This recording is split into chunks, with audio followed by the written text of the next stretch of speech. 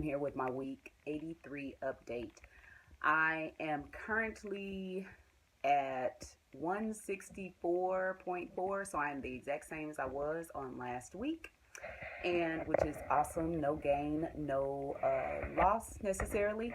But as May approaches, I am looking to focus on my final 12.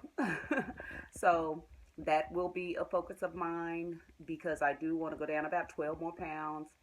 And I think I've been working on, seems like it's been 12 pounds forever, even though I know it hasn't been, but it seems like it has been.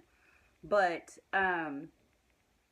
my calories are, I'm probably anywhere on a daily about 1400 to 1800. So that's probably why my weight is just kind of stabilizing. And as far as exercise, I am getting it still. I think in the last week, I think I probably did an exercise on one day, maybe 2 days. Because last Saturday, I did utilize that Saturday as my long run Saturday. So I did do an unofficial half marathon, which I shaved 12 minutes off of my last one. And so I am scheduled to do a half officially on May 20th. So looking forward to that.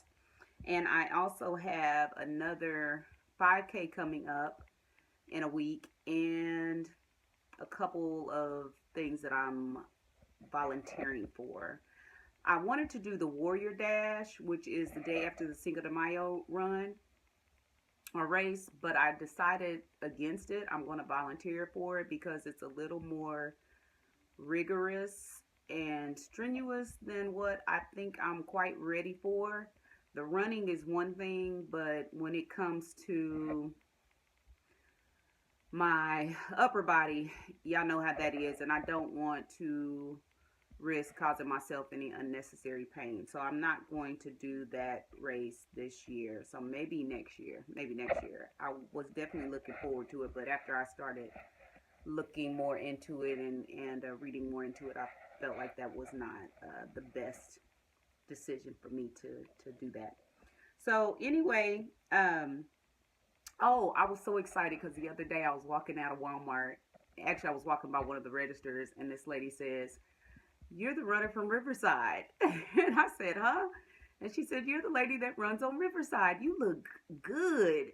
And so I was really excited about that. I told Dion, I said, "Isn't that amazing that people recognizing me?" So, but it was probably funny because she probably sees me when I'm running, I'm sweating and my eyebrows are very furrowed and my hair is usually all over the place. And I kind of like my hair is my signature look. So my hair is usually all over the place, but I usually try to speak to everybody when I'm running. Even though I'm tired as I'll get out, I still say good morning or, wave, do that little wave or that little nod of the head just to acknowledge other people being out there exercising. So that was awesome. What I am eating now, I'm gonna do a video soon about what I'm eating now, a year and a half out, and how I'm getting in my protein now as opposed to my old one. Because as opposed to my old video, because I still get a lot of responses from my old video and a lot of people who are watching that video. So I think it's important for me to let you know what I'm doing now. Uh, So that has been a question that has been asked. Also, I had somebody ask a question about hair loss, and to touch on that and how I transitioned through it. And I meant to get the products that I was using, but what I'll try to do is put a picture up of the products that I'm using. I don't use a lot of products. When I was using my hair, when I was losing my hair, when it was shedding really bad early on, I used one particular type of soap, and I think it was Cream of Nature, and I can't remember exactly what it was called, but I'll take a picture of it. And I just used that shampoo and that conditioner only. And I did not put any heat on my hair hardly, except I don't think I put any heat on my hair. Yes, I did. There were a few times that I actually straightened my hair, but very little, very little. And I think I wore my hair mostly in a ponytail, or I either wore it in some type of protective style, not necessarily weaves or braids or anything like that. I didn't do anything that was that would manipulate my hair a lot. And then I went to later on, I went to just co washing. I would only wash my hair probably maybe once every 2 weeks to once every 4 weeks. I know that's probably gross, but that's how often I washed it with actual shampoo.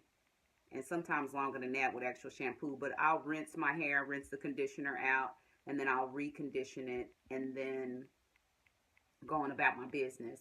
But now I use the Suave Moroccan conditioner, and that is what typically gives it a lot of shine. But I also had a that I have to tell the story. My When I was at church, and there's a member in my church, and her children are biracial, and their hair is gorgeous, very curly. And so I stopped her one day. She actually sings on praise and worship team, but I talked to her one day and I said, "Your daughter's hair is gorgeous." I said, "And it kind of reminds me of my hair, as far as the curl pattern and stuff is concerned." I said, "Can you tell me what you use?" And she said, "Suave conditioner." And I said, "Just Suave conditioner?" And she said, "Yep." She said, "I just put it in there and then I just let it dry naturally." And she told me specifically it was the Suave Moroccan conditioner in the green bottle. And so I went to go get that, and that is what I use now. And I have been using that probably for maybe 6 months now. And then I also had a Hispanic lady stop me when I was going through physical therapy and tell me that my hair reminded her of her daughter's hair, and that I should use a little coconut oil on it because it would help tame my curls a little better. And so I do use the coconut oil as well as the Moroccan conditioner. And so one day I'll try to try to set up a video where you can actually see how I do my hair and then how I wrap it up at night, how from start to finish, from me washing it, blow drying it, start to finish. That way you can kind of see how I do, um, yeah, see how I kind of see how I work it or don't work it. Because once I do my hair, I did my hair on Sunday, and sometimes I do it maybe once a week. I'll wet it and recondition it. Um, but that's not washing it. That's just kind of wetting it and rubbing my fingers, some new conditioner through it, and rubbing through it. Like I said, I don't actually wash it for a while. But I did wash it this past Sunday, and so I probably will not actually comb it or do anything to it again for probably for the rest of this week. I usually just tie it up and then I let it down. I go run and I just go with it. So anyway, that's that on my hair. If you have any more questions or if I didn't explain it very well, let me know. But like I said, I'll try to do a video just on that. And so my hair has really bounced back. I still have an area of my head that's right back here in this area here that is still thin. And I usually use a little cover up for that. But that is not as a result of the surgery. That is a result of 17 years ago. I had a chemical burn from a perm that I was putting on my own hair. It burned me really bad. And so then I started going to a beautician and I was under a lot of stress and it just would not heal. And so it never really recovered. And so my hair is just thin in that area. But all the rest of my hair, I never really, my edges, I think, kind of thin. Sometimes I can see that they're thin, but they're pretty thick now. So I mean, your hair will recover. You just have to be very careful and patient with it. I decided not to do the big chop. I wouldn't suggest the big chop for anybody unless your hair is excessively shedding and it's just so uneven that you can't do anything with it. Especially if you probably are, a lot of times if we have permed hair, sometimes it'll break off unevenly and you'll be forced to do the big chop. And even with some of the coarser natural hair. But if you don't have to, don't do it. Just be patient and it'll come back. It'll come back and then you can style it really the way you want to style it. Um, y'all, Sunday, Pastor was talking to me and I just wanted to. I'm anxious today for some reason, and I'm kind of in my like anxious, like that gut stomachy feeling that's just ugh, doesn't feel good.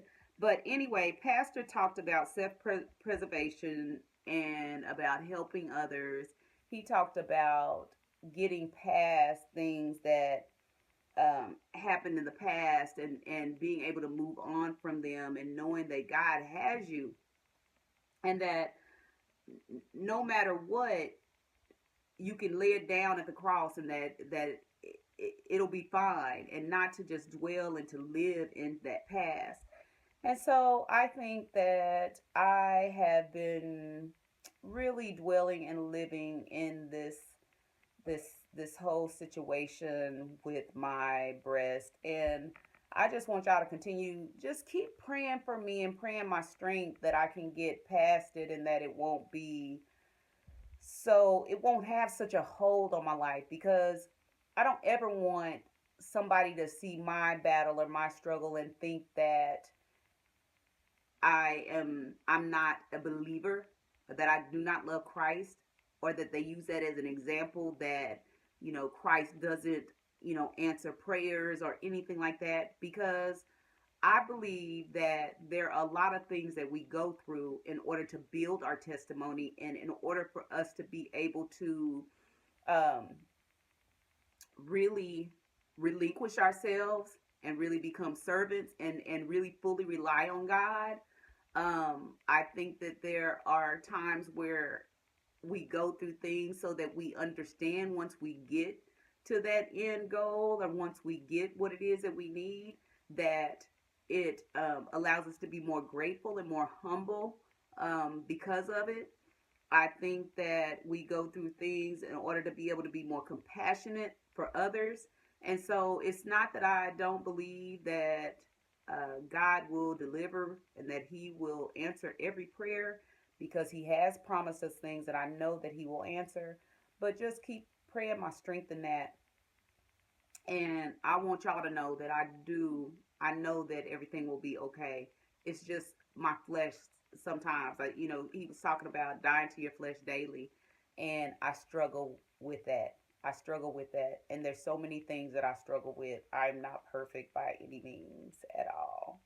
So keep praying for me, y'all.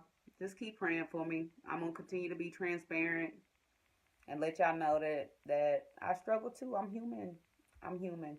So anyway, I'm praying for you guys all the time. Keisha did finally get her giveaway. I sent it off on Saturday, and she did get her giveaway, and she's enjoying every piece of it. And I told her, I said I put it all on my bed and to repack everything, and then repacked it, taped it all up, addressed it, did everything I needed to do to it, and then realized I had left one little packet of nectar out. so that packet is still here in Oklahoma. So, but Keisha has her giveaway. I did tell Dion that the next giveaway that I do, it'll probably just be a gift card or something like that I can send quickly and not have to worry about postage or anything like that. So anyway, I love you guys. You guys take care. Keep praying for me as I keep praying for you. And y'all just hold on. Be strong. We can do this. We are conquerors. So I love y'all. Peace out, babies. Mwah. My God is on.